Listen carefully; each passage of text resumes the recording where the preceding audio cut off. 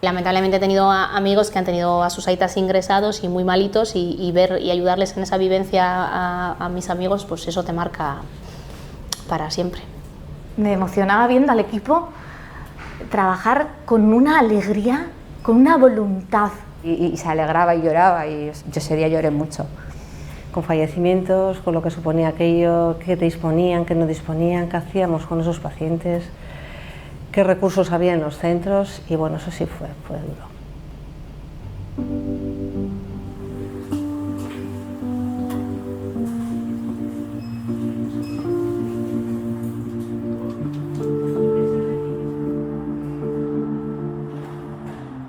Entre el 25 de enero hasta las fechas de marzo en que hubo esa implosión, nunca sospechábamos que pudiera pasar lo que pasó. De repente empezó todo aquello a explotar, de repente tuvimos 300, 400 o 500 llamadas, 500 consultas telefónicas que había que atender, un montón de personas con síntomas, un montón de personas con miedos, un montón de situaciones que había que manejarse, equipos de protección que no llegaban, equipos de protección que hasta incluso no han llegado con la calidad de vida, que nos han estafado. Además fue una situación con momentos complejos. Nosotros nos dijeron un viernes, no tengo para olvidar, a las 3:30 que nos convertíamos en planta COVID, y en 4 horas ya estábamos totalmente transformados, o sea que bueno, y eso es porque la gente estaba formada. Un plan de contingencia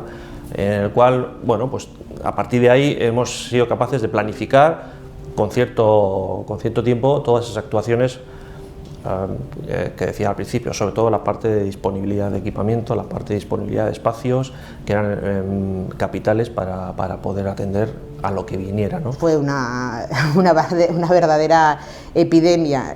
Nosotros habitualmente tenemos una planta, la planta de la segunda D, y pasamos de una planta a 4 plantas puramente enfermos COVID, más los desplazados que eran no COVID. O sea que fue una transformación y una adaptación tremenda, sobre todo la segunda quincena del mes de marzo. En las primeras semanas ha habido un poco pues, de miedo, desconcierto, preocupación, y eso ha costado gestionarlo por parte de todos, a nivel colectivo e individual. Pero pasadas esas semanas, intentando estar con la gente y organizar un poco todo el trabajo a nivel de espacios físicos, a nivel de protocolos de actuación, a nivel de colocación de EPIs, y de saber qué teníamos que ponernos, creo que la gente ha ido asumiendo cuál era su trabajo, su papel en la pandemia, y en general tengo que decir que todo el mundo ha estado al 200%, muy entregado, muy consciente de que era un momento importante, que había que dar la talla como médicos, que es lo que siempre hemos querido, ¿no? Cuando uno se hace médico, pues la parte esa vocacional que uno tiene, siempre quieres poder demostrarla en estos momentos críticos, ¿no? Y estar a la altura.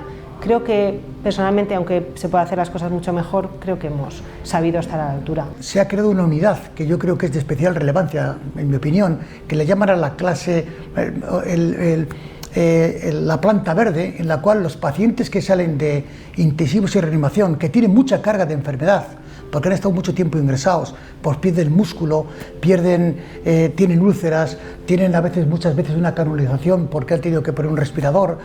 La unidad, digamos, de post-cuidados intensivos, es decir, todas esas personas que tras estancia en la unidad de cuidados intensivos, larga estancia, se les traslada a una planta a cargo de medicina en la cual participamos toda una serie de compañeros de distintas especialidades, intentando integrar nuestra participación para la mejor evolución de los pacientes. Organizativamente, o sea, supuso un reto brutal. Y luego hubo otro momento cuando se abrió el gimnasio, que para nosotros fue una unidad que dependía de nosotros, de la reanimación, y se abrió un poco para asumir los pacientes que necesitaban unidades de críticos. Y eso también supo un reto muy grande a nivel de todo. Hemos tenido que tomar pues medidas diferentes y cambios organizativos constantes. Eso ha sido, pues, de alguna forma, ha supuesto un test de estrés enorme para el servicio, un servicio con una dinámica bastante organizada, y lo que nos ha obligado es a hacer una apuesta o una propuesta flexible, tanto organizativa para adaptarnos a un escenario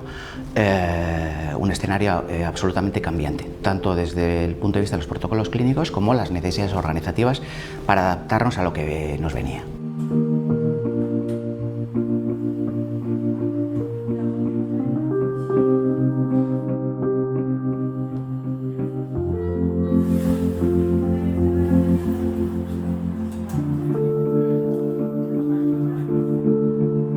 Neu gogoratzen dut behin sartu zen emakume zahar bat, 80 urte baino gehiago, eta sartu zen jain kontziente, eta geunden erizain bat eta auxiliar bat eta hirurok geunden bere garbiketak egiten eta prestatzen hogea eta bat. Eta bat batean esnatu zen tipa, eta klaro, ikusi zuen 3 pertsonai dana jantxitaz, maskararekin eta guztiz, eta harritu eta aurpegia jarri zuen tipa, momentutxu batean, hori gero makinak altxatu zuen hori bihotzaren erritmoa eta dana, gero ja lasaitu zen tipa eta farraskatxiko bat bota zuen eta berriro gehatu zen lota. Bai, ateratzeko da, egin genion pasilloa eta txaulak moten, eta bera musitxoak botatzen eta txaulak egiten, bai, hori izan zen benetan ona. No me arrepiento de nada, no me arrepiento de las horas metidas, no me arrepiento de... porque creo que ha sido por eso por lo que lo hemos conseguido. Tanto los técnicos como yo creo que hemos dado un 200% de nuestra capacidad.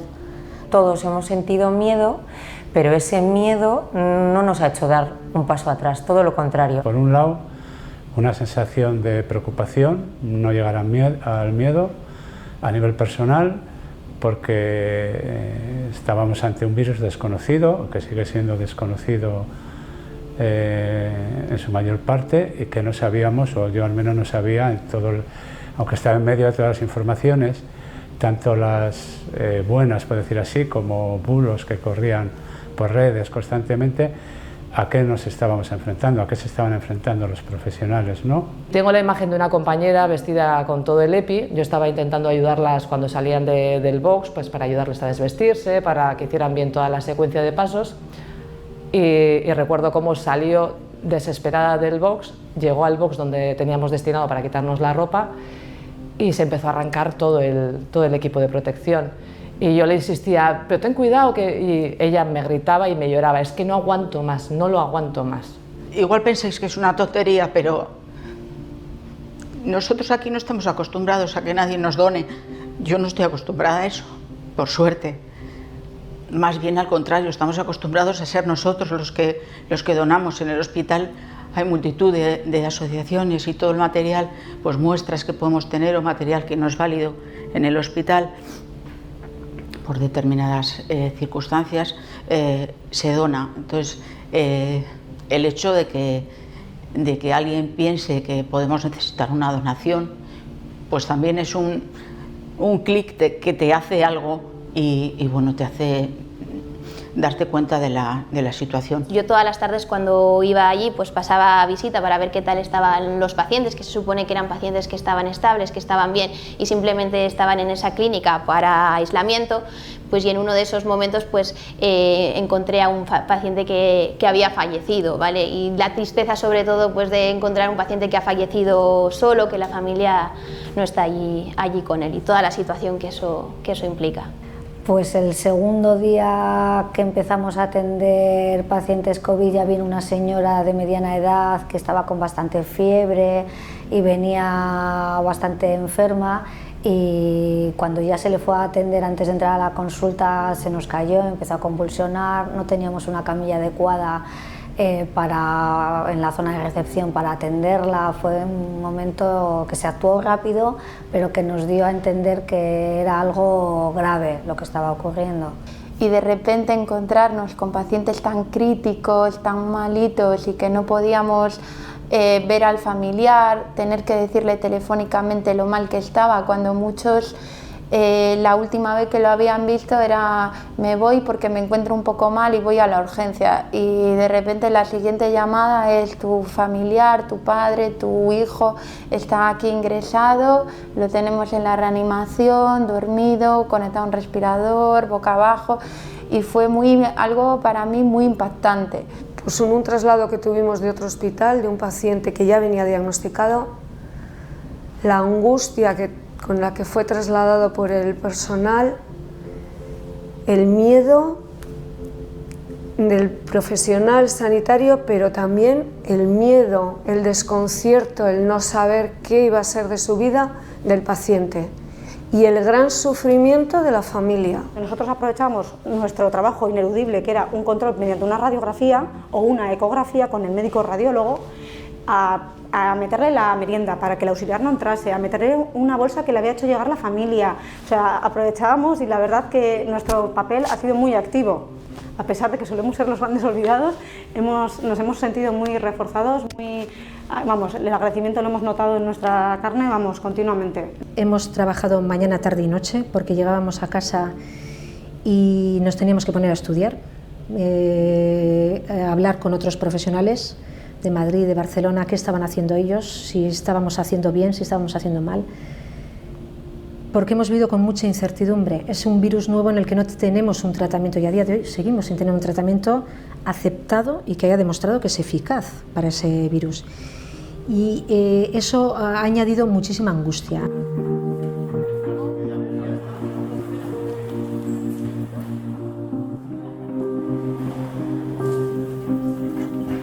En el momento sobre todo álgido de la pandemia, en marzo, que la verdad es que es cuando el hospital era todo COVID, teníamos que abrir plantas inmensas, muchísimas horas de trabajo, y como aún así la gente con horas de trabajo se prestaba voluntaria a trabajar de más. Eso realmente era algo que me emocionó y me llegó, creo que es de las vivencias que más me han marcado.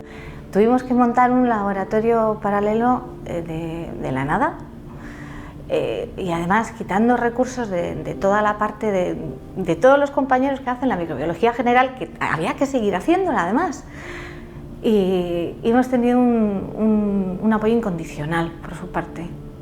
Microbiología era invisible y de repente éramos imprescindibles. Durante nuestra estancia en la clínica hablábamos a menudo con compañeros para pedirles asesoramiento, neumólogos, que yo creo que han hecho una excelente labor, infectólogos también, que también lo han hecho muy bien, y ellos nos daban nuestros consejos. Y para mí era una satisfacción, pues un poco el pertenecer a un grupo que lo está haciendo todo, ¿no? No sé, creo que esas cosas son importantes. Hemos trabajado en equipo, desde los médicos, enfermería, celadores y limpieza, que nosotros somos los últimos de esta cola.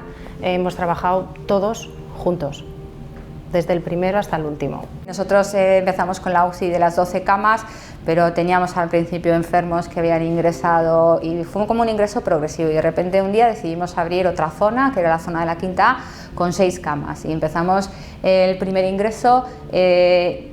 Una hora más tarde el segundo, una hora más tarde el tercero, no habíamos acabado con el primero, y era una sensación durante una mañana recibir 5 ingresos en enfermos inestables, intubarles, estabilizarles, o sea, una sensación de caos absoluto, que yo decía, mira, llevo años aquí en la UCI y nunca he tenido esa sensación de falta de control, pero porque es que no llegas.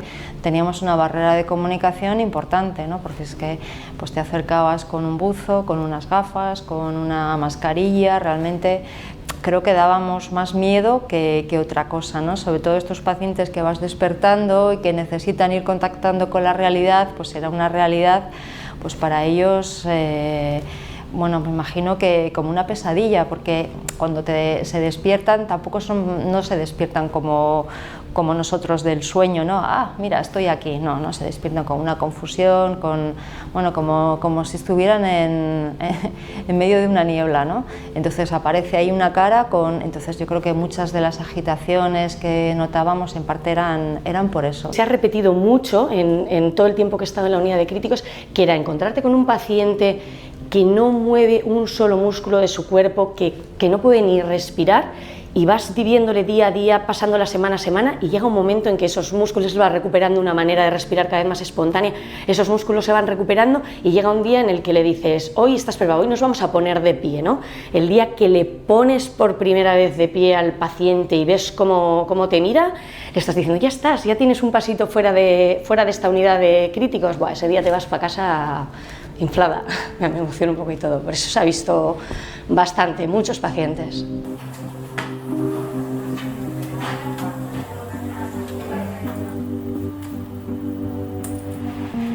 estando en Bosses, pues me hicieron la prueba esta, que hasta las 4, las 3:30 de la mañana o las 4, no me dieron el resultado. Y entonces al darme el resultado me dijeron que tenía el virus, que era positivo y que tenía que ingresar. Muy bien, muy agradecido, les di las gracias a todos que estaban allí, cuando marché y antes. Y se les seguiré dando las gracias toda mi vida. Y también por parte de mi doctora de cabecera y la enfermera, pues lo mismo. Muy contento. Yo en Cruces, las pocas veces que me ha tocado ir, me han atendido de maravilla. Cuando llamé al médico de cabecera, y el médico de cabecera me llamaba casi todos los días, me llamaba para preguntarme a ver si respiraba bien, si tenía más fiebre, porque me comentó que si tenía más de 38 o me veía dificultad para respirar, que entonces que llamara. Pero bueno, de 38 no pasé, lo máximo que tuve fue 38 de fiebre. Solo estuve 2 días con fiebre y luego ya fiebre no tuve. Pues la experiencia más dura de todos esos 3 meses fue la última semana de marzo, porque la última semana de marzo varios miembros del equipo resultaron infectados con el virus SARS. De tal manera que incluso en la plantilla médica, que fue la más afectada, una cuarta parte de la plantilla en aquella semana, todo en un momento muy corto, pues fue infectada.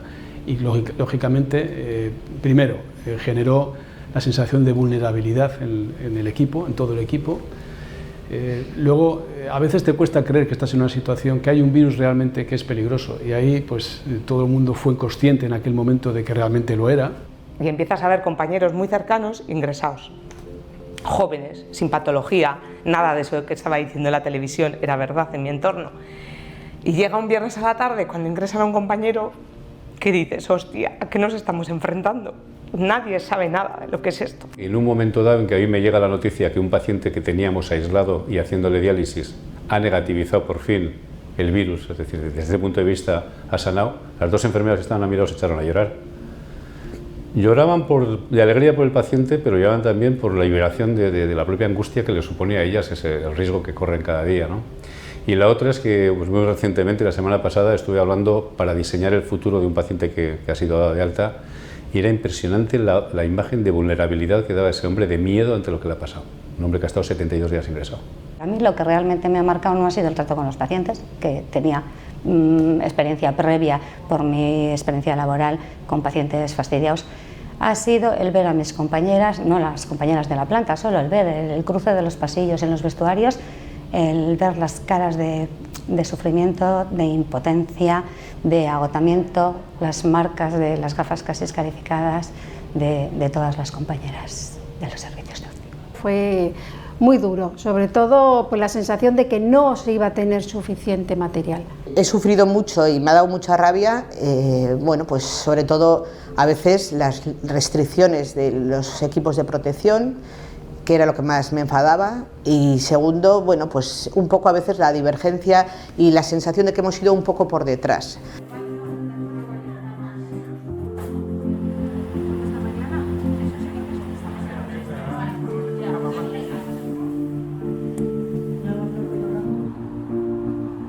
Yo creo que la consulta telefónica ha venido para quedarse, ¿eh?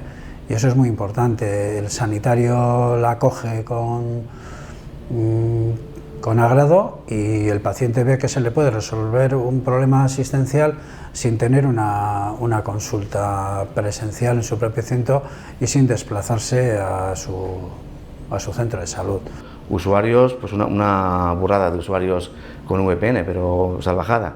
Cuando siempre eran contadicos, ahora ha sido bestial los usuarios que tienen ya acceso por VPN. No sabemos si por políticas al final dirá Osakidetza que ya no hace falta y no tienen por qué tenerlo, o se dejarán ya. Yo creo que la pandemia puede ser positiva en el sentido de que puede impulsar la telemedicina. Y me gustaría que una vez que pase esto, pues nuestras consultas se puedan combinar la medicina presencial con la no presencial. Una cosa que me ha gustado es que nos hemos dado cuenta que nos importan mucho nuestros mayores. Entonces me gustaría que mejorase su asistencia y que podamos presumir como sociedad lo mucho que nos importan. Hemos tenido pacientes que por miedo a la epidemia no han consultado a tiempo por patologías importantes como el infarto de miocardio. Y yo creo que eso es importante, que es una misión nuestra de los médicos y de los sanitarios educar a la población e insistir que aunque estemos en una situación de alerta sanitaria, la gente tiene que pedir ayuda. Nos ha pasado de pacientes con tratamientos que no han querido venir al hospital, que no han venido. Entonces, les podía más, ¿no? Entonces te quedaba la duda, ¿no? Dices, si este paciente deja de tratarse, ¿de qué manera se va a salvar del COVID? Pero se nos va a ir de otra manera, ¿no? Entonces, es una situación muy complicada, ¿no? El paciente al final es el que tiene que decidir, pero han sufrido mucho, han sufrido mucho. Se ha visto un poco la profesionalidad de nuestra gente, se ha visto la capacidad de transformación que tenemos, se ha visto la capacidad de adaptación que tenemos a las necesidades de nuestros pacientes. Hemos visto que somos capaces teníamos la sensación de que éramos unas estructuras muy rígidas, y es verdad, servicios, departamentos, y hemos visto cómo tenemos la capacidad de adaptarnos a esas nuevas necesidades de los pacientes, rompiendo esos sistemas. Yo creo que esta pandemia, para bien y para mal, va a cambiar el modelo de trabajo de nuestros sistemas. A todos nos va a cambiar la manera de pensar, nos va a cambiar la manera de trabajar. Y yo creo que también a nivel personal nos va a cambiar un poco la manera de interrelacionarnos entre nosotros. Sí, que está muy bien, pues eso, como lo de los aplausos y así, pero que ahora es el momento también de ser un poco conscientes de lo que hay entre manos y que esto está de momento controlado, entre comillas, pero que en cualquier momento nos podemos llevar las manos a la cabeza otra vez.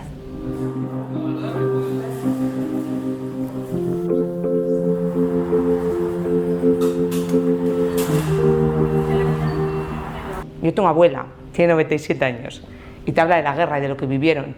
No es una guerra, pero hemos aprendido mucho, mucho, mucho, mucho.